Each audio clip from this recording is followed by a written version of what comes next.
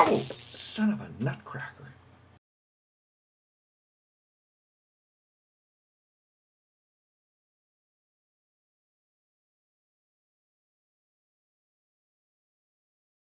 Well, I had to replace this video because I lost the one where I actually started to tear this thing down to get into the head gaskets where I think the air leak is coming from.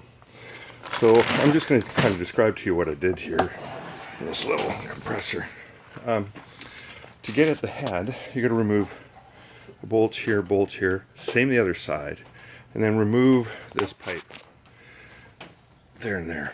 Be careful not to bend the fins. If those nuts are on there hard, just put a wrench on there and just shock it a little bit with a hammer strike.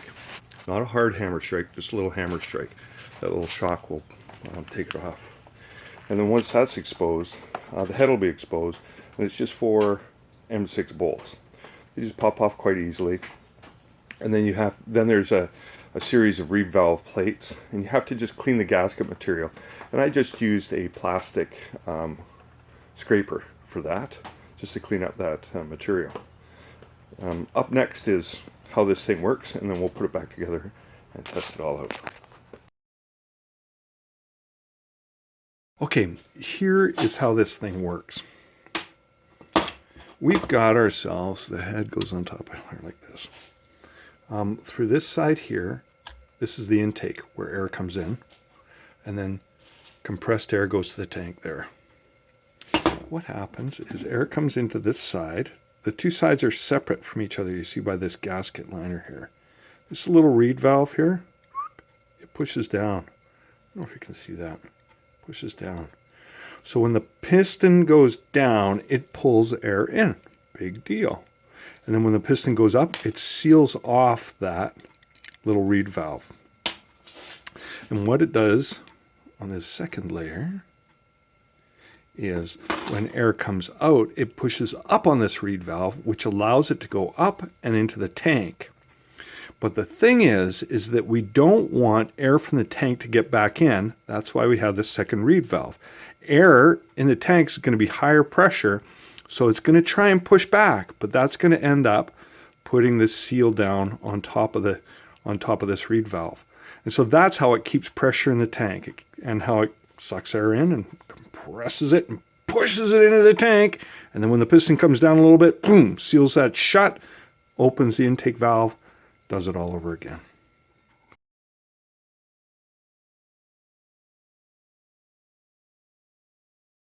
Well, I couldn't find a service manual for this thing.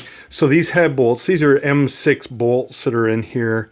I just looked up on the internet what will be the standard torque for an M6 bolt, regardless of whether coarse or fine thread, and these are coarse. And I am guessing these are a little bit more in a grade 3 bolt. They're probably a grade 5, maybe even a little bit more than that. So I'm going to do about 10 Newton meters. I think that's about 7 foot-pounds, something like that. And then torque them down and then just see how things go from there. I'll probably have to run it for a bit and then re-torque the head because of the new gaskets and all that jazz. Anyway, so you don't need to be watching me do that. So I'm going to put the rest of it together and then we'll fire this up. Well, you're wondering, how's it working, Don? Well, and it is working. It's working fine. But guess what? Where is it? Oh, there we go. It's still leaking. But it's not the head. There's a leak right here around, I put my finger over it. So there's a leak right on the gauge or something like that. So I got to put another gauge on there. Oh well, let's do that.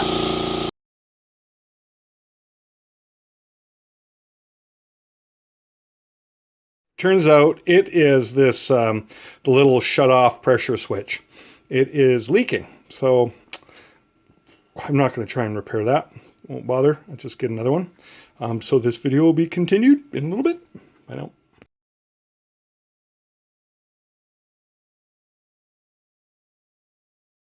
Well, so I ordered had to order a whole new pressure switch unit, so that the relay inside there, just for this one little part which broke, but that's fine. I mean, this is a knockoff. The original Makita part was probably about 75 bucks Canadian, and this one was, I think, $29, and it seemed very popular. A lot of people use it, so we're just going to pop that on, take off that and pop that on, and see where we go from there. Just so I don't forget where the wiring is, I'm going to take it here. So obviously ground goes down to here. Cool. And then we've got, so this is going off the motor. So this is the motor side, this is the line side. So we have line neutral going here, and then we have neutral for motor here, and then we got line hot here, and boy, I hope that's not plugged in. I'm gonna stick my tongue on that. And then hot for the motor there. There you go. So it's a little bit of a jigsaw puzzle getting this apart. Take the wires off first, that's cool. But then you can see underneath here, you need to spin the whole unit off this way, but that guy will be in the road. Okay, fine. Well, let's take that off. Well, the problem there is, if I spin this, it'll end up bumping into the shroud here. So it is a 1/4 turn of this whole unit, then spin that off, then I can start to spin this around. I think I might actually have to take this whole motor off. Oh, life is complicated here. Well, it actually turns out that this will work. So the idea is you turn this 90 degrees and then you get this guy off. And then I should be able to spin the whole unit. And it does, it kind of bumps the shroud a little bit, but that's okay. Now, obviously this pipe's going to get all twisted up, so I'll take it off. That should spin off and I should be good to go. Well, there's always a chink in the armor, isn't there? The these LiFo knockoff, starter relays. They have a nice little rubber boot which prevents dust from getting into the relay, which is great. But the problem is that they don't have a strain relief, and this cord is literally free hanging. So what I'm going to do is I'm going to put on a few zap straps to actually prevent it from pulling back through. But anyways, so it has a little benefit and has a little bit of a drawback. I got her all connected up. We got the regulator side on.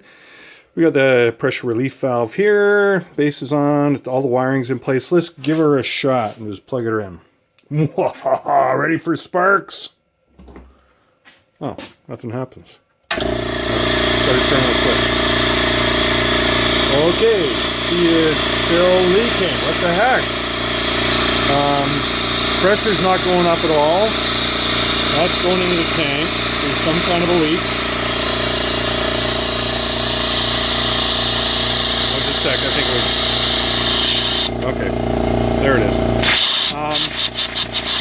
It appears as though... There it is. I gotta put a plug in. Okay, we're getting there. Okay, well, I've got the plug in the back, right back in there. So I got the plug in, I got the pressure relief valve in, the relay's on, the regulator's on, the, I don't know what this would be, regulator, no, it would be the cutoff switch is on. So let's power her up now. Well, we didn't see sparks last time, so I'm not expecting sparks. I hear quiet. And let's see if we can adjust this, guys. There. You can see pressure building, which is great. Let's see if we can see a building on the lower meter, so that's in-tank pressure, and external pressure. We'll just see what we might have to do. A little bit of adjustment. There's an adjustment screw here, and that is for the high pressure, the high cutoff. And then there's a low cutoff. Might have to do a little bit of adjustment there, we'll see. Don't want to get that tank greater than 140. And it's up to, what's it up to? Oh, it's getting quite high. I'm going to shut her off and she goes much higher. Oops, there we go. Oh, right on 140 on the nose. Okay, well, I think we're just going to button this up, and this job is done fixing the Makita pneumatic MAC700. Thanks everybody for watching. Please post your comments down below. I'm very curious how you get along with your repairs on your compressors, and what kind of stuff have you run into, and what kind of equipment you use and parts you get, whether you do OEM or the knockoff stuff from Amazon. Please, oops, I keep doing this wrong. Please click the subscribe button up here, somewhere up there. Boop, boop, boop. And yeah, leave comments. We'll talk. Bye now.